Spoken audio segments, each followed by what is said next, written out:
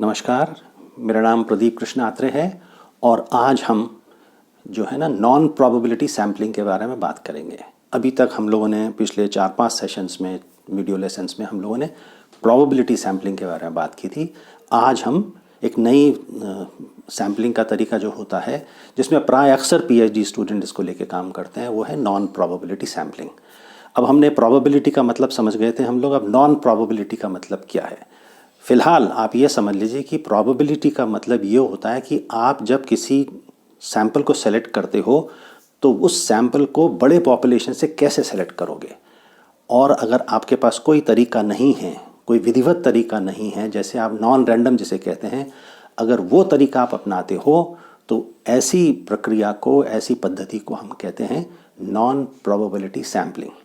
अब इसकी बड़ी एक ख़ास इसकी वीकनेस होती है जिसको हमको समझना चाहिए। और वीकनेस का मतलब ये नहीं कि आपको नॉन प्रोबेबिलिटी सैम्पलिंग हम नहीं कर सकते हैं, कर सकते हैं, कुछ स्थितियों में कर सकते हैं और उन स्थितियों के बारे में हम जिक्र करेंगे। तो नॉन रैंडम का मतलब ये हुआ, इसकी लिमिटेशंस क्या हैं, इसकी वीकनेस की कमज़ोरी क्या है। एक तो कमज़ोरी ये है कि इसमें जो रिसर्चर होता है, जो शोधकर्ता होता है, उसका हस्तक्षेप हो सकता है। वो सेलेक्ट कर सकता है कि किस व्यक्ति को या किस यूनिट को वो अपने सर्वेक्षण में लेगा या नहीं लेगा, या उसका अध्ययन करेगा या नहीं करेगा।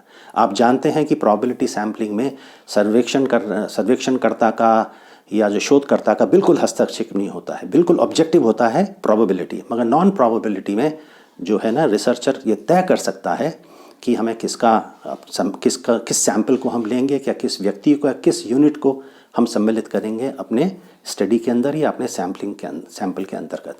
तो ये जो है बहुत बड़ी दिक्कत होती है। और इसका मतलब ये होता है कि जो जनरलाइजेशन, मतलब हमारा उद्देश्य ये होता है जब हम हर समय शोध करते हैं कि हम केवल सैंपल तक सीमित नहीं होते हैं, हम सैंपल से पॉपुलेशन के बारे में बात करना चाहते हैं। और रैंडम सैम्पलिंग हमको ये मदद करता है ना। मगर नॉन रैंडम सैम्पलिंग में ये जो जनरलाइजेशन होता है, सैंपल से हम ये पता लगा सकें कि पॉपुलेशन क्या सोचता है, इसके बारे में थोड़ा सा प्रश्न चिन्ह खड़ा हो जाता है। तो ये दो बातें हैं, ये दो लिमिटेशंस हैं, ये दो वीकनेसेस हैं नॉन प्रोबेबिलिटी सैम्पलिंग के बारे में, जिसको हमको कॉन्शियस होना चाहिए। क्योंकि अक्सर जब आप पीएचडी करते हो या कोई शोध करते हो किसी विश्वविद्यालय के पत्रकारिता या किसी और विभाग के अंदर, तो आपके पास सैम्पलिंग फ्रेम नहीं होता है। कितने छात्र हैं यूनिवर्सिटी के, ये आपके पास लगातार तैयार नहीं होता। आप रजिस्ट्रार ऑफिस में जा सकते हो, आप कहीं भी जा सकते हो पता लगाने के लिए क्या मुझे वो सूची मिल सकती है। कभी कभी तो विश्वविद्यालय के पास भी ये सूची नहीं होती है, तो आपको हर विभाग जाके सूची लेनी पड़ती है कि कौन से कितने विद्यार्थी वहाँ जिनकी लिस्ट या अटेंडेंस रजिस्टर उनका है। तो आपको थोड़ा समय लगता है, दिक्कत होती है। अगर ऐसी समस्याओं से बचने के लिए अक्सर जो है ना, आप जो है नॉन प्रोबेबिलिटी सैम्पलिंग लेते हैं। तो इसकी दो लिमिटेशंस को ध्यान रखना चाहिए। और जब आप अपना फाइनल डिस्कशन का चैप्टर या रिजल्ट्स का चैप्टर लिखते हो तो इस बात अपनी भाषा ऐसी इस्तेमाल करनी चाहिए, जब आप पॉपुलेशन के बारे में जनरलाइज करते हो, कि आप इस बात का ध्यान रखें कि जो है आपने नॉन प्रोबेबिलिटी सैम्पलिंग इस्तेमाल की है। तो ये दो इसकी लिमिटेशंस हो गई। अब किस स्थिति में आप नॉन प्रोबेबिलिटी सैम्पलिंग इस्तेमाल करते हो? पहली वो स्थिति होती है जब आपको अब जिस समस्या का आप अध्ययन कर रहे हो, है ना, उस समस्या के बारे में आपके पास पूरी जानकारी नहीं होती है।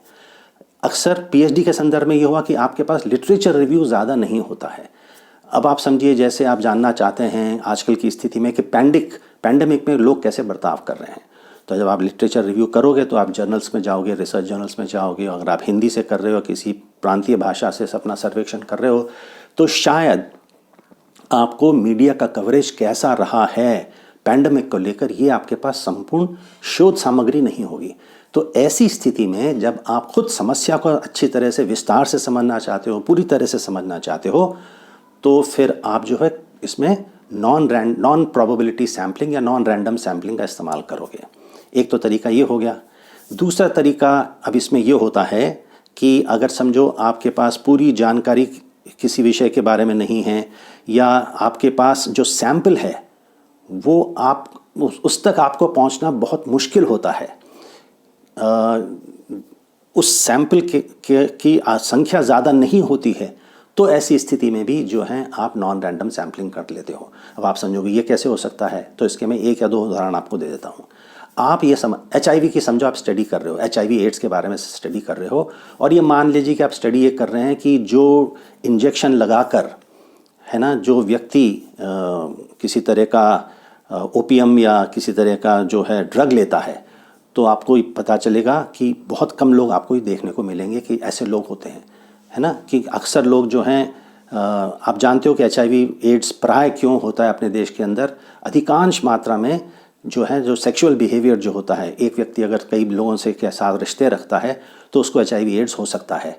मगर HIV एड्स होने के और भी कारण होते हैं, और उसमें एक कारण ये होता है कि जब आप ड्रग्स लेते हो, और ये बहुत छोटा समूह होता है, तो क्या करते हैं, इंजेक्शन के अंदर ड्रग डालते हैं और 6-7 लोग ग्रुप बना के किसी ब्रिज के नीचे या किसी अंधेरे में या किसी दूर किसी कोने में जाके ये लोग जो है ना ड्रग्स लेते हैं, और इंजेक्शन, या मैंने इंजेक्शन लिया, फिर वही इंजेक्शन मैं आपको देता हूँ, फिर तीसरे को देता हूँ, तो एक ग्रुप कोहेसिवनेस होती है, एक सॉलिडारिटी होती है इन लोगों के बीच में। इन लोगों को ढूंढना और इनमें सर्वेक्षण करना आपके लिए बहुत मुश्किल हो जाता है, और ऐसी स्थिति में आपके पास जो सैम्पलिंग फ्रेम की हम बात कर रहे थे वो आपके पास या तो पूरा नहीं होता है या आप तैयार नहीं कर सकते हो। ऐसी स्थिति में जो है आपको नॉन प्रोबेबिलिटी सैम्पलिंग करने की ज़रूरत पड़ती है। 6, 7, 10, 15, 20, 25 लोगों के साथ बहुत मिल गए आपको ऐसे जो इंजेक्टर्स होते हैं उनके साथ। यह एक दूसरा उदाहरण ले लीजिए। आप ये जानना चाहते हैं कि विश्वविद्यालय में आप शोध कर रहे हैं, इसका हम अक्सर उदाहरण लेते आ रहे हैं, आप ये जानना चाहते हैं कि विश्वविद्यालय में ऐसे कितने छात्र छात्राएं हैं जिनकी शादी हो चुकी है, या उनकी शादी हो चुकी है या उनके बच्चे भी हैं। तो आपको प्राय जो है, मेरा ये मानना है कि ऐसी संख्या आपको थोड़ा मुश्किल होगी आपको ढूंढने में कि किन विद्यार्थियों की शादी हुई, क्योंकि ये आंकड़ा किसी के पास नहीं होता है ना। अटेंडेंस रजिस्टर में ये कहीं लिखा नहीं होता है कि ये लड़का की शादी हो गई है, ये लड़की की शादी हो गई, या शादी हो गई तो इनके बच्चे हैं। ये जानकारी आपको इकट्ठा करना मुश्किल होती है, और अगर 10,000 छात्र हैं तो 100-200 बड़ी मुश्किल से आपके। तो कहने का मतलब ये है कि ऐसी स्थिति में भी आप, अगर आपका पॉपुलेशन ही खुद 100-200-300 लोगों का है, उसमें से सैंपल आप कैसे ड्रॉ करोगे? नॉन रैंडम तरीका आपका हो सकता है। तो ये 2 तरीके हैं जिसके द्वारा जो है आप नॉन रैंडम सैम्पलिंग इस्तेमाल करते हैं।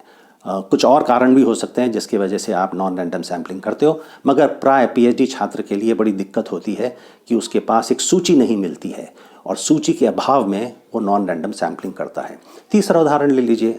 आप जानना चाहते हो कि कितने लोग एक अखबार को पढ़ने वाले हैं एक शहर के अंदर या एक बस्ती के अंदर, कैसे पता लगाओगे? ये सूची तो उपलब्ध नहीं होती है। आप सोचिए कि आपको कितनी तकलीफ होगी, दिक्कत होगी ये सूची बनाने के अंदर। PhD आपकी जो रिलेटिवली स्पीकिंग PhD आपकी पहले ख़त्म हो जाएगी और सूची आपकी बनती रहेगी। तो कुछ ऐसी स्थितियों में अंदर जहां सूची बड़ी आसानी से उपलब्ध नहीं होती है और सूची कंप्लीट नहीं होती है, ऐसी स्थिति में जो है आप नॉन रैंडम सैम्पलिंग ले लेते हो। अब आखिरी बात, अगले वीडियो लेसन्स में हम किन बातों पे चर्चा करने वाले हैं। तो नॉन प्रोबेबिलिटी सैम्पलिंग कुछ किताबों के अंदर लिखा गया कि 3 तरह की होती है। इसके बारे में बाद में चर्चा करने वाले हैं, इन तीनों के बारे में एक क्लास में। एक तो होती है कन्वीनियंस सैम्पलिंग, सुविधा अनुसार आप सैम्पलिंग कर लेते हैं।